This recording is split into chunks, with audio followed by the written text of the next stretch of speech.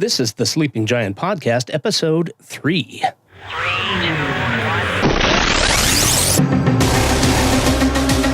Welcome to the Sleeping Giant Podcast, where it's all about freeing your mind, so you can take ownership of your life and prosper in your newfound freedom. The sleeper must awaken.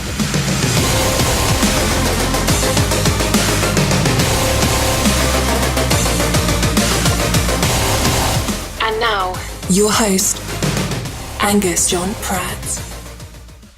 Greetings, programs, and welcome to another thought-provoking episode of the Sleeping Giant Podcast.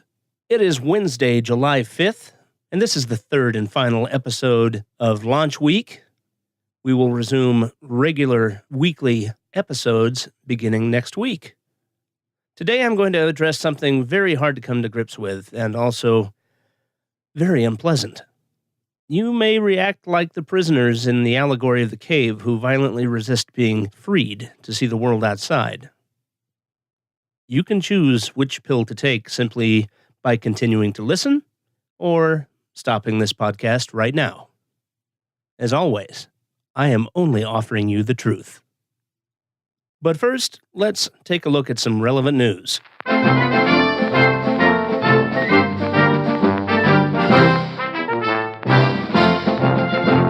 As I'm sure you've heard by now, North Korea has launched yet another nuclear missile test.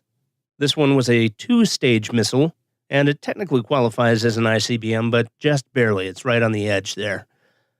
Nevertheless, Pyongyang claims that it could reach anywhere in the world. In fact, it only has a range of about 5,500 kilometers or 3,500 miles, and could reach potentially the outskirts of Alaska, which is where I am. Now, it should only be able to reach some of the coastal rural populations rather than the military installations here in Alaska, but it's still unnervingly close. Not that I think that we're about to be attacked. There are still several key developments that are standing in the way of actually deploying an ICBM that could carry a nuclear weapon, namely reentry and guidance. But they're insisting they have that capacity. Now, during a United Nations Security Council meeting on Wednesday, that's today, U.S. Ambassador to the UN Nikki Haley called Pyongyang's ICBM missile test a, quote, clear and sharp military escalation, unquote. She said the U.S. is prepared to use the full range of our capabilities to defend ourselves and our allies. One of our capabilities lies with our considerable military forces. We will use them if we must, but we prefer not to have to go in that direction. We have other methods of addressing those who would threaten us, and of addressing those who supply the threats. Taking a little shot at China there. Just won't let this sleeping dog lie, will they? 90% of the trade that North Korea conducts is with China. So we're just sticking it right in their eye again. Now, the missile actually splashed down in the Sea of Japan off the Korean Peninsula, about 930 kilometers or 578 miles from its launch site.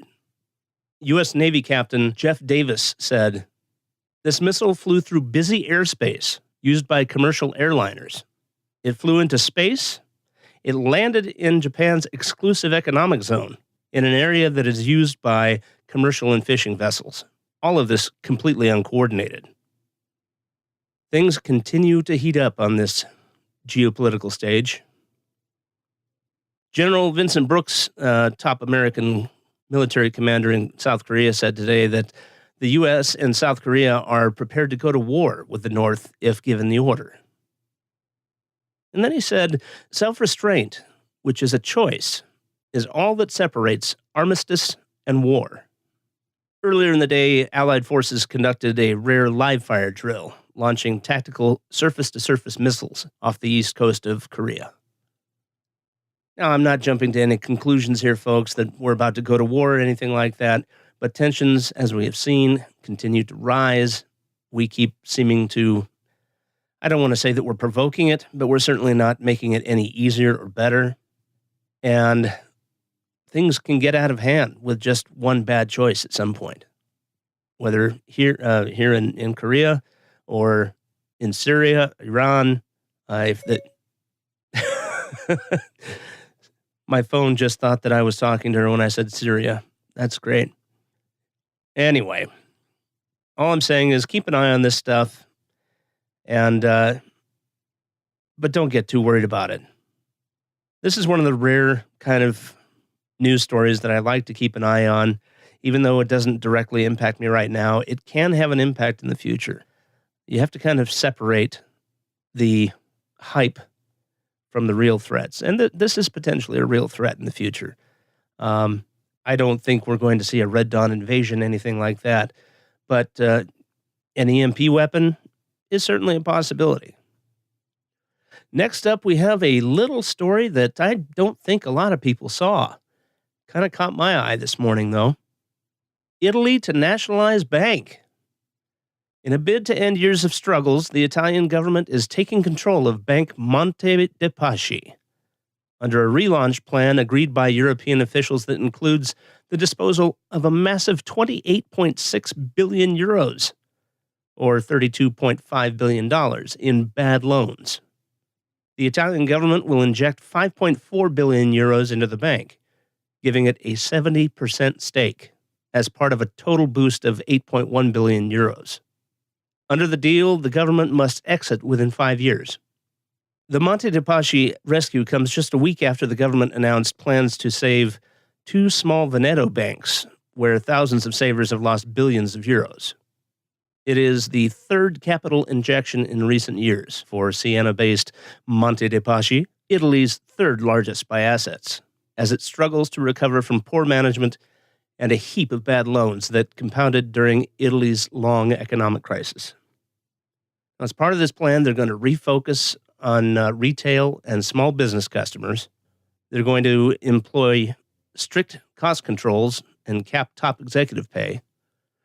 And they're also going to be reducing employees by a net 5,500 people, as well as shutting down branches. This is not a good sign either, folks. And this is one that may be a little bit more relevant. We have seen how these dominoes tend to fall in the past. And just because it's not here doesn't mean it won't have an impact on the international system. It does indicate a fundamental weakness in the banking system. This is one to keep an eye on. Lastly, we have an interesting story on gas prices and what happens when there is a scarcity. It's kind of an artificial scarcity, but it's interesting. There was a gas station in Macon, Georgia, that decided they wanted to do a little special. So they put out word that they're going to have a 99-cent per gallon special on gasoline. Now, the terms are it was cash only, and it was only from 3 to 4 p.m. yesterday on the 4th of July. Now, people got excited about this. They started arriving at 1 p.m. and started parking in front of the pumps, blocking people that just wanted to get their gas and go. They ended up having to start a half an hour early due to the fracas that was beginning to occur outside. Now, the regular price was $1.79, and they cut it down to 99 cents for this 1 hour. They had received 8,500 gallons of fuel that morning, and by 4 o'clock, it was gone. It got so busy and so convoluted that they had to call in deputies to direct traffic. The owner of Z Fuels admitted when he was asked how it went, he said it was a mess and they'd never do it again. And this is an example of kind of herd mentality and what happens when a resource becomes scarce, even if it is an artificial scarcity, in this case, a sale. But what about what happens when there really is a lack of a resource so precious as fuel? This is just kind of a dry run for a far worse disaster. Gas prices have actually been pretty low for quite a while now, and this is due to a glut of oil supplies and only a modest summertime gain in consumption this year. It's keeping oil and gas prices in check pretty much over the past month. And during the 4th of July holiday, when prices usually increase because travel increases so much, they haven't really budged too bad. Now, the lowest prices in the country appear to be in Cleveland, Tennessee, where they got down to as low as $1.64, 24/7. Well, I shouldn't say 24/7, because at that low price, it was bouncing around over the course of a few hours between 2 to 7 cent range. The nationwide average right now is about $2.22, and that's dropped almost 3 cents since last week. And they're pretty much expected to rise again pretty soon. Oh, I lied. I have one more story that I just have to share today because it tickles me. This is from the Daily Mail. I'm just going to read the first little bit here. Millennials aren't ready for the reality of life and suffer from panic attacks and anxiety problems, new research has revealed. A study of 2,000 young people preparing to start university found that many aren't ready for the challenges of living independently. The research found that more than half of prospective students don't know how to pay a bill, and that many believe that nights out cost more than paying rent. Researchers said that many would-be students have been left worried and confused by the prospect of leaving home to start higher education. The study found 61% of millennials are anxious about the prospect of starting university, while 58% are having trouble sleeping, and 27% are having panic attacks. Oh, to be that age again. I certainly would have done things differently, but I got along just fine. It didn't give me panic attacks. More than half admitted that they don't know how to pay a bill. They weren't aware that paying rent is the biggest cost for students after tuition. And, policy wonks just come out of the woodwork and say that more has to be done to help students adjust. The government has to do something. I don't know what else to say right now. Yes, millennials need help, but it should have started a long time ago with the parenting. This all goes back to, I saw this happen with my own son. The way his educational experience was in public school here differed so greatly from mine that I just shook my head on a constant basis. I decided, well, whatever they're going to force him to sit through and learn, I'm just going to have to undo for the rest of his 20s. And we've been working on that. But man, they ingrain that stuff into you. They make you dependent on the system. And that's actually really quite relevant to what we're about to talk about today. Now, this topic comes from a very popular, very effective video from a modern philosopher named Stefan Molyneux. This video impacted me so greatly when I first saw it. It has stayed with me since then. It has just got me thinking about, what can I do? How can I, it's a cliched statement, but how can I be the change that I want to see in the world? And it took a long time to figure that out. It took a long time to get the particulars down. It took a long time to overcome my fears. And I couldn't not do it any longer. That's why I founded I Shrugged. That's why I started this podcast. I think I can trace all of my desires to bring value and enlightenment to this audience, to this video. I'm going to paraphrase it, but follow along closely to it. And I highly suggest that you take the time to watch it yourself. It's got some great visuals. Stefan is a much better orator than I am. So sit back, relax, and think about what you're going to hear.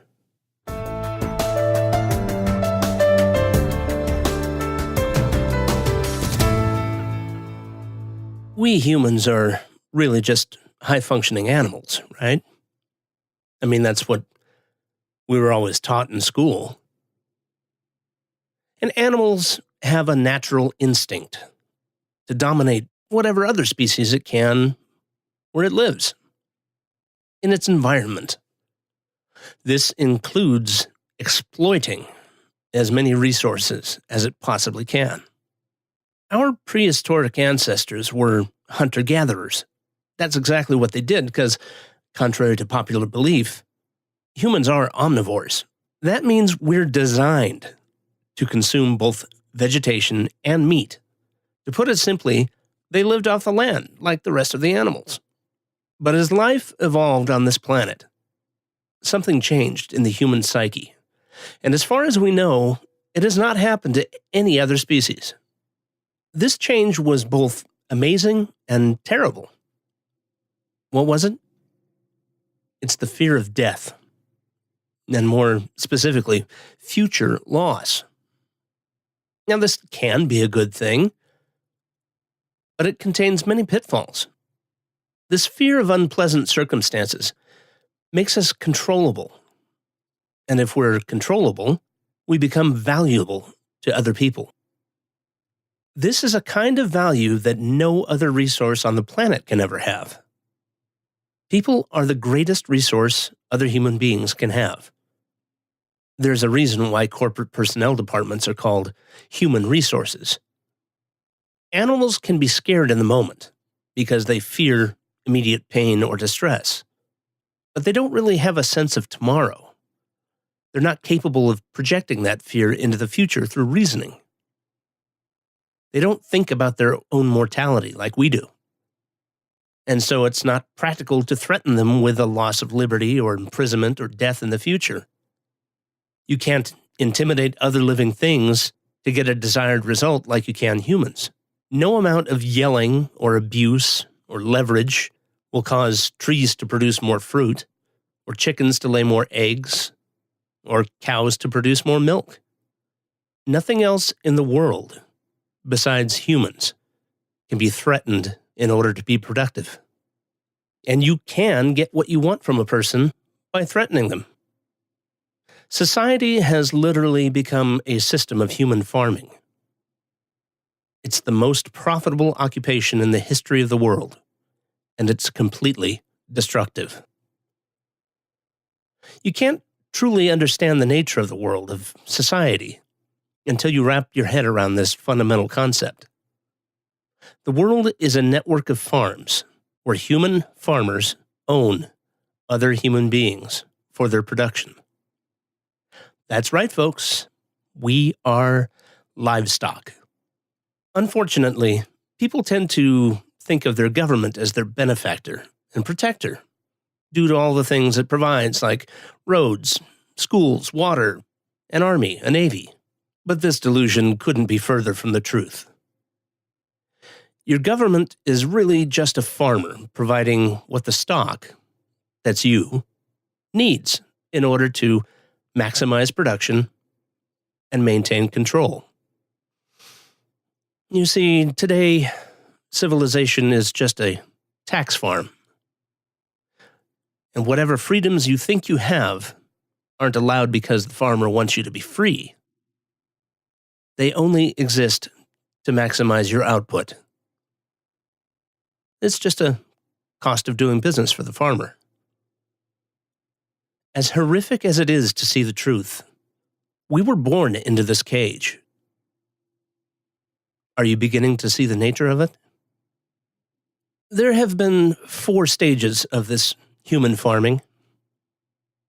The first goes back to ancient Egypt, when slaves were pressed into service by force and through fear.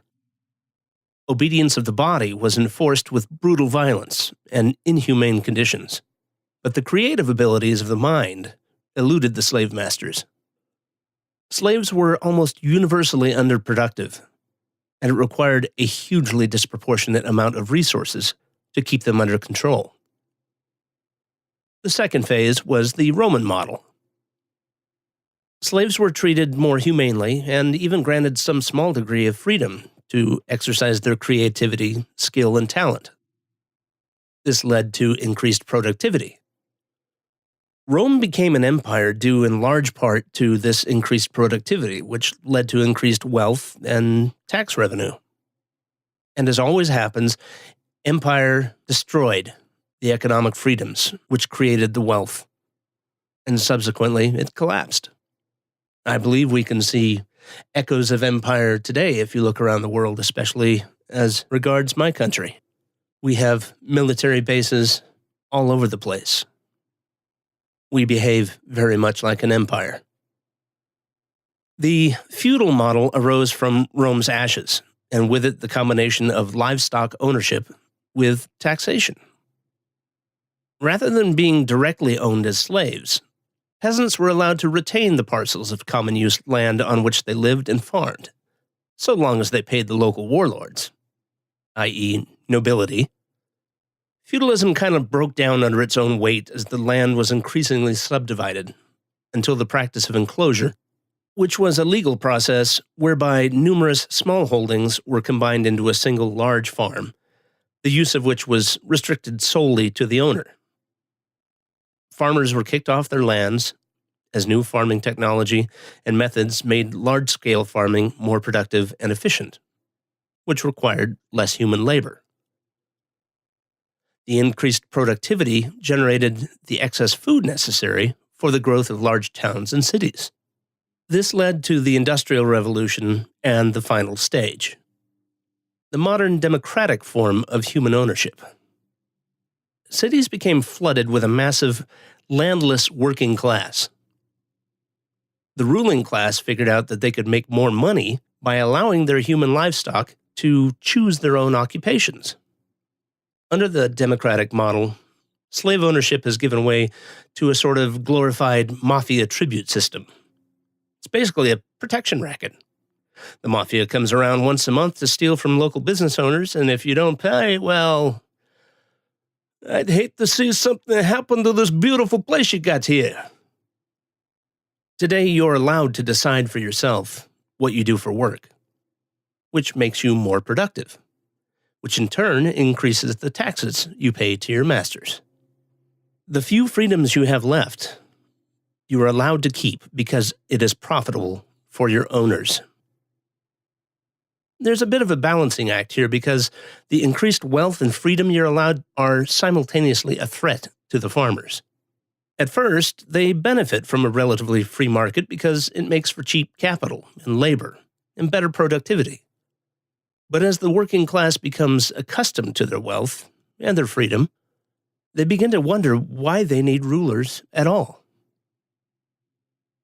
The ruling classes therefore need to take measures to ensure that the workers remain under their control.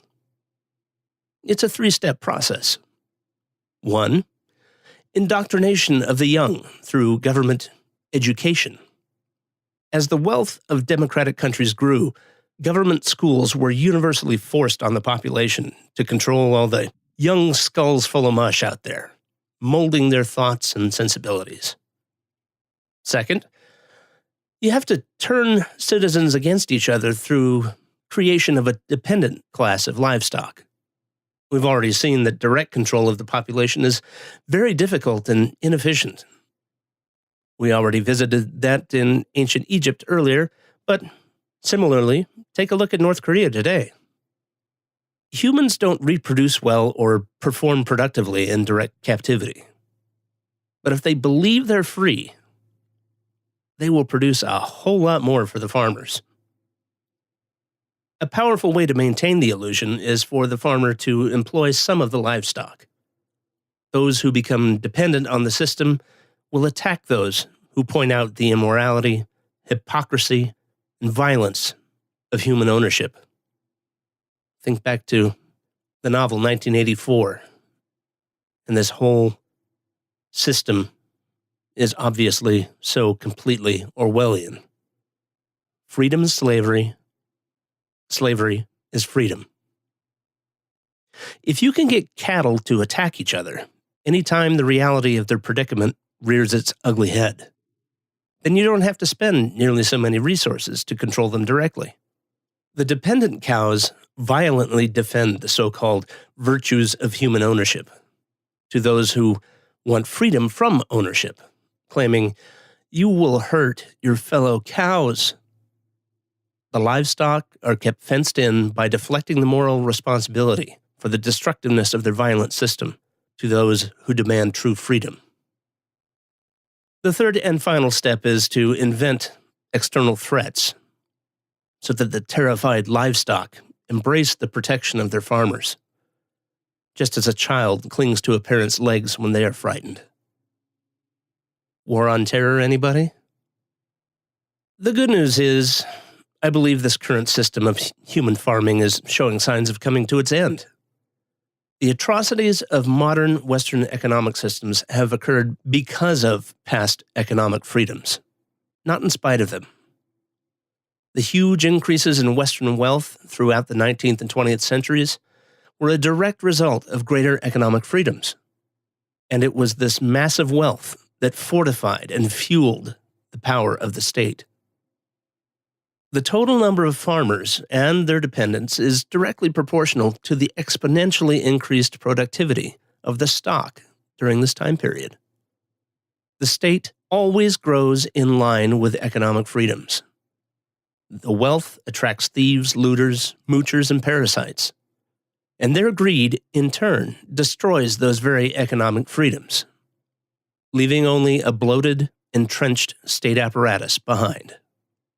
The government that starts out the smallest always ends up the largest. Because ironically, freedom metastasizes the cancer of the state. I'm going to read the rest of this word for word from Stefan's video, because it's just so perfect and profound. This is why there can be no alternative to a truly free and peaceful society. A society without political rulers, without human ownership, without the violence of taxation and statism. To be truly free is both very easy and very hard. We avoid the horror of our enslavement because it is so painful to see it directly. We dance around the endless violence of our dying system because we fear the attacks of our fellow livestock, but we can only be kept in the cages we refuse to see. Wake up. To see the farm is to leave it. Now, the video that this lesson is based on is called The Story of Your Enslavement. It's closing in on 6 million views since it was posted just over 7 years ago. It is far and away Stefan Molyneux's most popular video. Most of the rest of his work gets in the ballpark of 250,000 or so, give or take 50,000, 100,000. The guy's quite popular. He's famous and infamous. If you're easily offended, he will probably offend you at some point. Well, no, if you're easily offended, he will offend you at some point. If you don't think that you get offended very easily, he's likely going to offend you at some point. That doesn't mean it's not worth listening to. People need to be confronted with the hard truth sometimes. And when their initial reaction is to shut it out and ignore it or decry it as being racist, homophobic, sexist, what have you, any number of pejoratives that are used these days, that's probably the time that you need to be listening most closely. Now, he came out with another video just recently, on Monday, in fact, prior to the 4th of July. The video is entitled, "What Pisses Me Off About Independence Day?" And that right there is going to probably get all the red staters and all the patriots and all the military people and everything not to listen, right? No, that's ridiculous. If anything, it's going to get people to listen because it is so provocative. You got to be kind of blustery on YouTube these days to get people to click your video. Now, he has a whole series of these videos called What Pisses Me Off About X, and it's always the same story about attracting people to listen. I was wondering, is this going to be the point at which I part ways with Stefan? Again, he's satisfied completely. This was a really great video on the truth about independence and freedom. And it's just so perfect for thinking about over the 4th of July holiday. You know, the 4th of July for so many years now has become such a commercialized, almost like a sporting event. Just the food and the barbecues and the fireworks and the baseball games. You know, it's become more of a tradition than a real reflective holiday that we should take time to really consider the meaning of. I'm going to go ahead and post that video in the show notes as well today, and I hope you take the time to watch it. Obviously, it's a little too late for this year. I decided rather than put it out yesterday with a money topic that I'd go ahead and bundle it with Stefan's other lesson today. I hope you enjoy it. I have just one other thing I'd like to lay on you before I let you go today. We all have a limited time in this life. Some of us less than others. It can be cut short in a moment. What I'm saying is, please make the most of what time you have. It is now July the 5th. We have passed the midway point of 2017. The first 6 months of this year are gone.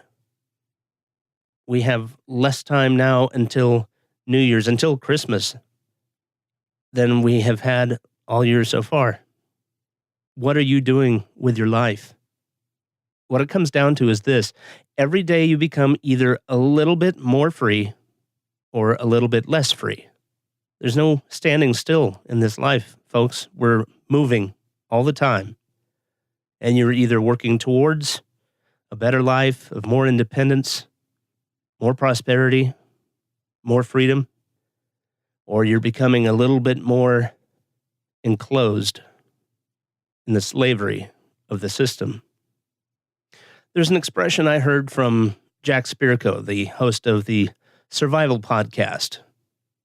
Another resource that I would direct you to and ask you to give it a couple of weeks listen, and I think you might find that it resonates with you. You can find him over at thesurvivalpodcast.com. I'll put his link in the show notes. Anyway, he said this, but I don't believe that he originated the saying. In fact, I remember him attributing it to somebody else, and I can't quite remember who it was. But what he says frequently is make the most of your dash. Now, your dash is the time between the two dates on your tombstone or in your obituary. Your dash is your life. What are you going to do with yours? Do you yearn to be free? Do you yearn for a good life of doing what you want, having what you want, living the way you want? Then you need to work towards that each and every day. Are you content with being a slave? Well, then you don't get to complain about how bad your life is. Do something, folks. Do something to improve your situation. Time is running out. Before you know it, this year will be over, and it'll be 2018. And you'll wonder, where did 2017 go? When you're still at your same job, earning your same pay, wondering, why didn't I get a raise? Why don't I make as much as the owner? Improve your situation. Become more valuable. Read. Watch educational videos. Listen to good podcasts. Talk to good people. Dump the trash out of your life. Get rid of the toxicity. Stop complaining on social media all the time. Focus on the positive. It really does work. Thanks for listening today, folks.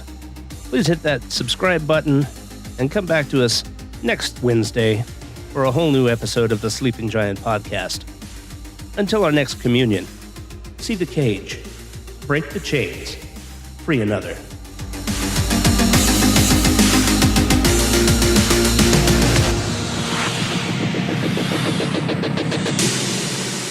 The sleeper has awakened.